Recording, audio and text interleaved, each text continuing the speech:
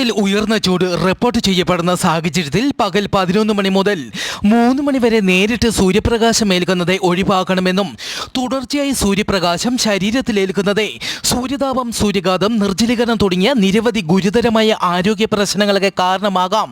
ദാഹമില്ലെങ്കിലും ധാരാളം ശുദ്ധജലം കുടിക്കുക, നിർജ്ജലീകരണം ഉണ്ടാക്കുന്ന മദ്യം, കാപ്പി, ചായ തുടങ്ങിയ പാനീയങ്ങൾ പകൽ സമയത്തെ ഒഴിവാക്കുക, പകൽ സമയത്തെ പുറത്തേക്ക് ഇറങ്ങുമ്പോൾ തൊപ്പി, കുട എന്നിവ ഉപയോഗിക്കുക. വനമേഖലയോട് ചേർന്ന് താമസിക്കുന്നവർ കാട്ടുതീ വ്യാപിക്കാൻ സാധ്യതയുള്ളതിനാൽ ജാഗ്രത പാലിക്കണമെന്നും അറിയിച്ചു. സംസ്ഥാനത്ത് ഇന്ന് ഇടിമിന്നലോടുകൂടിയ വേനൽ മഴയ്ക്ക് സാധ്യത 3 ജില്ലകളിൽ യെല്ലോ അലർട്ട് പ്രഖ്യാപിച്ചു. തിരുവനന്തപുരം, കൊല്ലം, പത്തനംതിട്ട ജില്ലകളിലാണ് യെല്ലോ അലർട്ട് പ്രഖ്യാപിച്ചത്.